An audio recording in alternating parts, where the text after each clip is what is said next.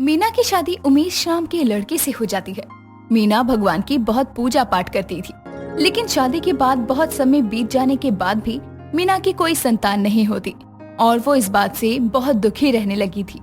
मीना की खुद की संतान न होने की वजह से दूसरों के बच्चे देखकर वो बहुत जलती थी। ऐसे ही समय बीतता है। एक दिन उसकी सास सरला उसके पास जाकर उससे कहती है, शादी को आज 2 साल होने वाले हैं, लेकिन आज तक तेरी गोद नहीं भरी। कब देगी तू हमारे घर को वारिस? कब हमारे घर में बच्चों की किलकारियां गूंजेगी? कहने को तो तू भगवान की बड़ी भक्त है और भगवान तेरे साथ ही इंसाफ नहीं कर रहे। माँ जी, इसमें मेरी क्या गलती है? जब मेरी किस्मत में होगा तो मेरी गोद भर जाएगी और मुझे भगवान पर पूरा भरोसा है। वो अपने भक्त को ज्यादा दुखी नहीं रहने देते। और माँ जी, आप मुझे इस तरह ताने क्यों देती रहती हैं? आपको क्या लगता है कि मैं माँ बनना नहीं चाहती? ऐसा नहीं है माँ जी। इतना कहकर मीना वहाँ से चली जाती है। मीना की सास उसे हमेशा ताने दिया करती और वो बेचारी सब कुछ सहती और कोई जवाब नहीं देती। ऐसे ही वक्त गुजरता है और एक दिन मीना के घर उसकी बहन विमला आती है। वो बेचारी बहुत लाचार होती है। मीना की बहन विमला अपने साथ अपने 2 बच्चों को लेकर आती है। मीना अपनी बहन को देखकर बहुत खुश होती है और अपनी बहन के पास जाकर वो उससे कहती है, अरे विमला, तो इतने दिनों बाद यहाँ आना अंदर। तुझे मिलकर बहुत अच्छा लग रहा है। ये तेरे बच्चे कितने सुंदर हैं। तुझे इतने दिनों बाद देखकर मैं बहुत खुश हूँ।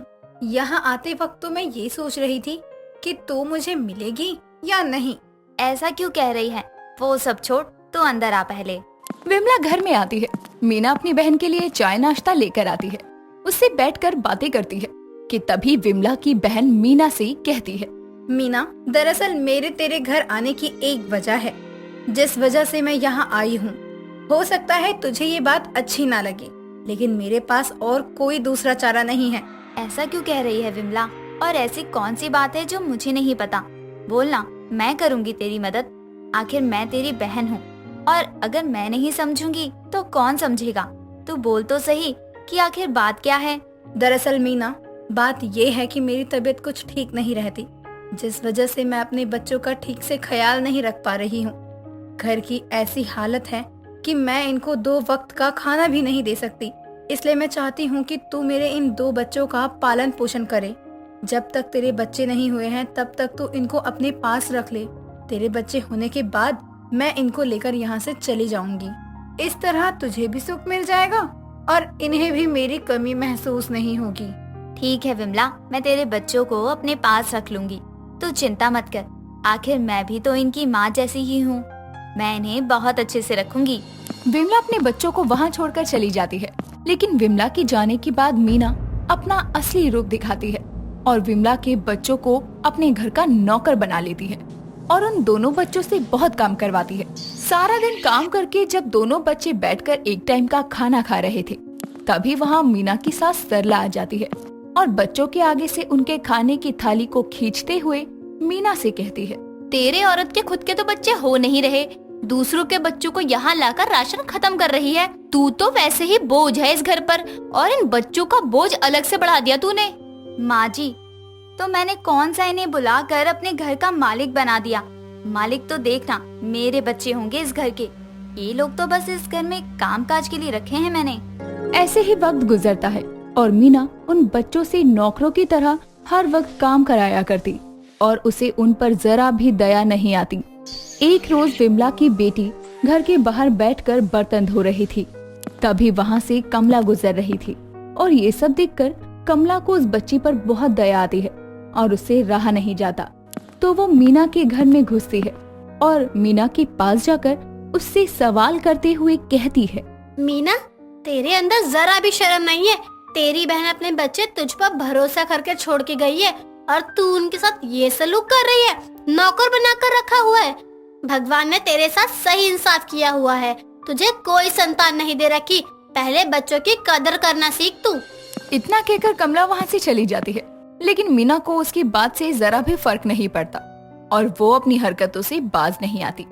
ऐसे ही समय बीतता है। वो पूजा कर रही थी और भगवान के पास खड़ी होकर उनसे कहती है, हे भगवान, मैं तेरी इतनी पूजा पाठ करती हूँ, इतनी सेवा करती हूँ, इतने प्रकार के भोग लगाती हूँ, लेकिन फिर भी आप मेरी मनोकामना पूरी नहीं कर रहे हो। आप कब करोगे मेरा इंसाफ? कब बनूंगी आखिर मैं माँ?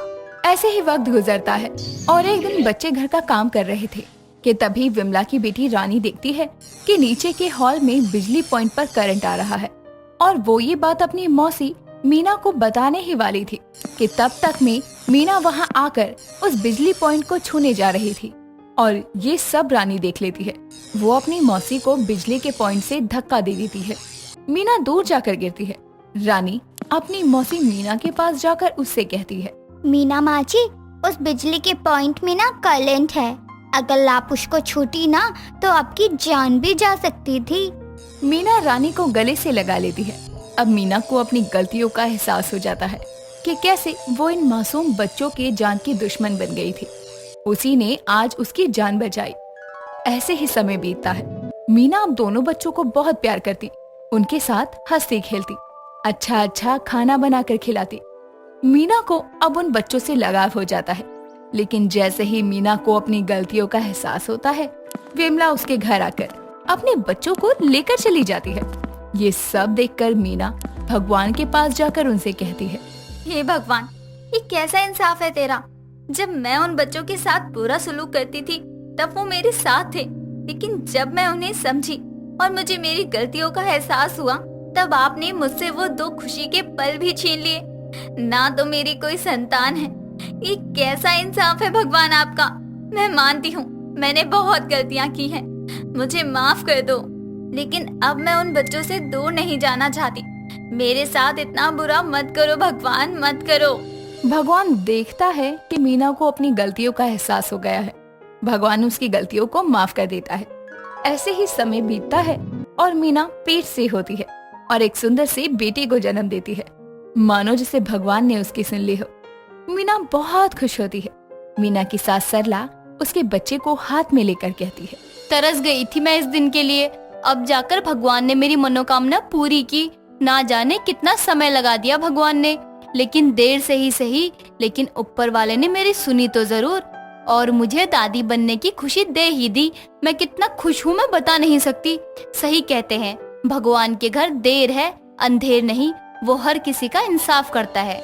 जैसे मानो भगवान ने उनकी वर्षों पुरानी मुराद को पूरा कर दिया हो। लेकिन मीना भी अब माँ बन ही गई थी। लेकिन किसी ने सही ही कहा है, हाँ, भगवान सबका इंसाफ करता है और उचित तरीके से करता है। जैसे जब तक मीना ने उन बच्चों के साथ नाइंसाफी की, भगवान ने तब तक उसके साथ इंसाफ नहीं किया। लेकिन जिस दिन मीना को अपनी गलतियों का एहसास हुआ, भगवान ने उसके साथ सही इंसाफ किया। क्या सही कहा है, जैसी करनी वैसी भरनी। सभी कर्मों का इंसाफ इसी धरती पर रहकर ही हो जाता है, इसीलिए अच्छे कर्म करो।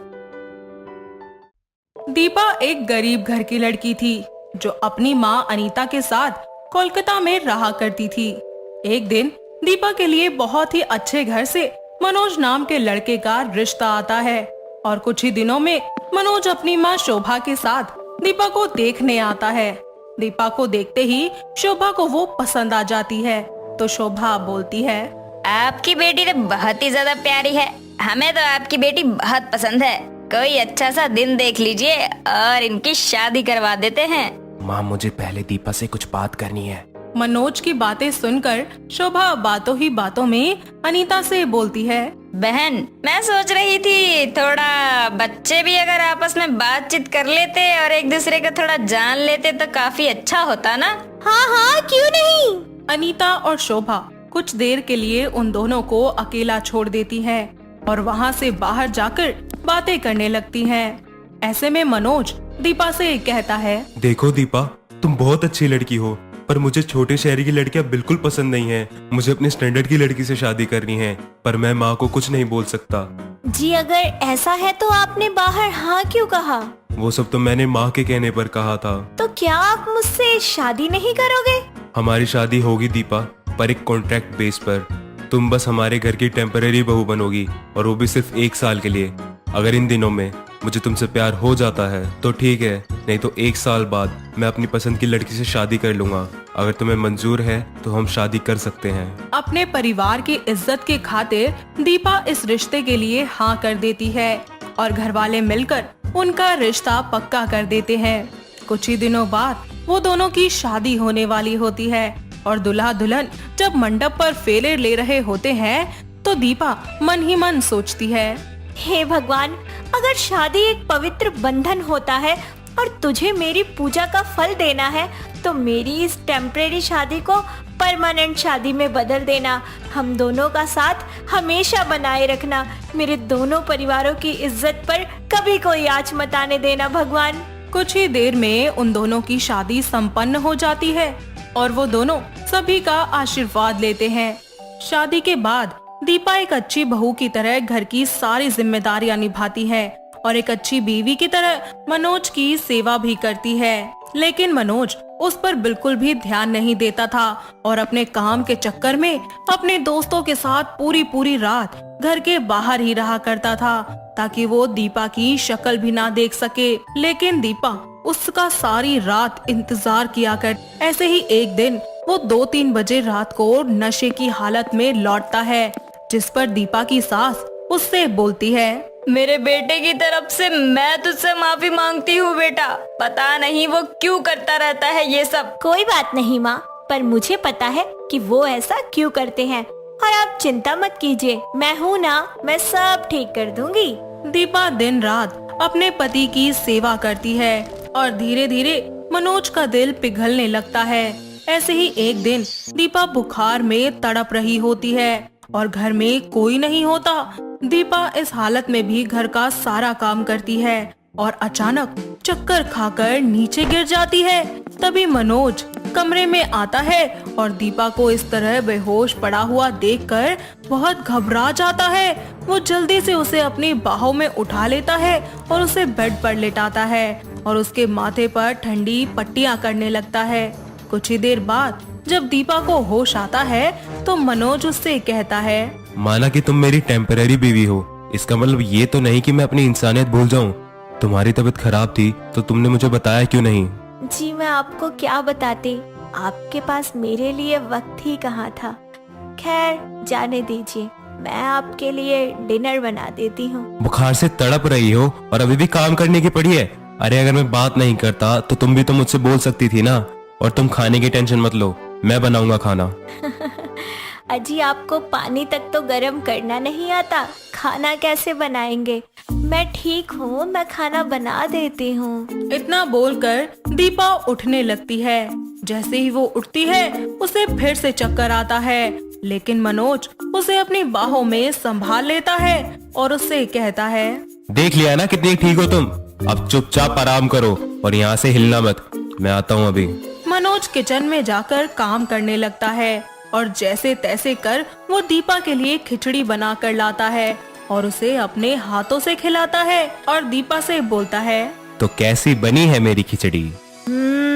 बहुत टेस्टी खाना बनाया है आपने, मजा ही आ गया इसे खाकर तो आज। अच्छा, फिर तो थोड़ा मैं भी खाकर देखता हूँ कैसी बनी है। मनोज जैसे ही वो खिचड़ी खाता है तो उसका बुरा सा मुंह बन जाता है और वो बाथरूम में जाकर सब कुछ थूक देता है, जिसके बाद दीपा से बोलता है, छी, ये कितनी गंदी खिचड़ी है और तुम बोल रही हो अच्छी है। मुझे समझ नहीं आ रहा तुम खा कैसे रही हो। कैसे मना कर दूं? आज पहली बार आपने अपने हाथों से मेरे लिए कुछ बनाया है, अपना इतना टाइम मुझे दिया है, अपना इतना प्यार दिया है, यही सब तो मैं चाहती थी, तो तारीफ कैसे ना करूं? दीपा, पर मैं अभी भी तुमसे प्यार नहीं करता और अगर तुम्हें ये सब देखकर लगता है कि मैं तुमसे प्यार करने लगा हूँ तो ये तुम्हारी गलतफहमी है और कुछ नहीं। और हाँ, तुम आज भी इस घर की टेम्पररी बहू हो। इतना बोलकर मनोज दूसरे कमरे में चला जाता है और दीपा अकेले बैठकर रोने लगती है। धीरे धीरे उनके बीच की दूरियां खत्म होने लगती है, पर मनोज अभी तक उसको नहीं अपनाता, पर मन ही मन उसको चाहने लगता है। ऐसे ही एक रात मनोज नशे की हालत में घर लौटता है और दीपा से बोलता है, दीपा, मैं तुमसे बहुत प्यार करता हूँ, पर मेरा ही ईगो ये बार बार हम दोनों के बीच आ जाता है और मैं तुम्हें अपने दिल की बात बताना चाहता हूँ कि मैं तुमसे कितना प्यार करता हूँ। सच में तुम बहुत अच्छी लड़की हो और तुम्हारा दिल बहुत नेक है। आप सच बोल रहे हैं? मनोज दीपा को जोर से गले लगा लेता है और दोनों एक दूसरे की आंखों में खो जाते हैं। ऐसे ही रात बीत जाती है और अगली सुबह दीपा को अपने साथ देखकर मनोज उससे गुस्से में बोलता है। भूल गई हमारी शादी किस बेस पर हुई थी? और याद है तो बताओ मेरे कमरे में क्या कर रही हो? तुम टेम्पररी बहू हो, टेम्पररी ही रहोगी। मैं आपके रूम में नहीं बल्कि आप मेरे रूम में हैं। और कल रात भी मैं आपके पास नहीं बल्कि आप खुद मेरे पास आए थे। और शायद आप भूल रहे हैं कि आज से ठीक 4 दिन बाद तो मैं इस घर की टेम्परेरी बहू भी नहीं रहूंगी। इतना बोलकर दीपा रोते हुए वहाँ से चली जाती है और 3 दिन बीत जाते हैं। दीपा अपना सामान पैक कर लेती है और उसे ऐसे खुद से दूर जाते हुए देखकर मनोज अपने जज्बातों को काबू नहीं कर पाता और अपनी ईगो छोड़कर वो दीपा से बोलता है। दीपा, मुझे माफ कर दो, मैंने कभी तुम्हारी कदर नहीं की, पर प्लीज मुझे छोड़कर मत जाओ। मैं सच में तुमसे बहुत प्यार करता हूँ। नहीं नहीं, मुझसे माफी मत मांगिए। मैं तो हमेशा से ही आपका साथ चाहती थी। मैं नहीं चाहती थी कि कभी भी हमारा ये टेम्परेरी रिश्ता टूट जाए। मैं तो हमेशा से आपकी परमानेंट होके रहना चाहती थी। और आज तो मैं बहुत ज्यादा खुश हूँ क्योंकि फाइनली मुझे पता चल गया कि आप मुझसे बहुत प्यार करते हैं। उसको ऐसे माफी मांगता देख दीपा को तरस आता है और वो उसे माफ कर देती है। साथ ही मनोज भी वो कॉन्ट्रैक्ट पेपर्स फाड़ देता है और दीपा को गले लगाकर बोलता है। अब तुम टेम्परेरी नहीं हो बल्कि परमानेंट हो और मैं तुम्हें कहीं नहीं जाने दूंगा। हमेशा तुम्हें अपना बना कर रखूंगा और तुम्हें बहुत खुश रखूंगा।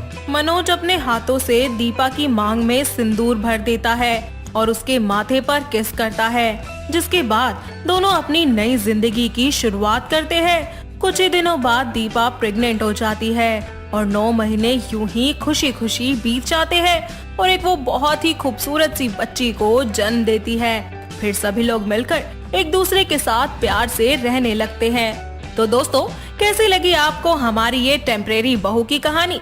क्या आपके घर के आसपास भी है कोई ऐसी बहू जिसके पति ने उससे कॉन्ट्रैक्ट मैरिज की हो? अगर हाँ तो उन्हें ये वीडियो दिखाइए और हमें कमेंट करके बताइए।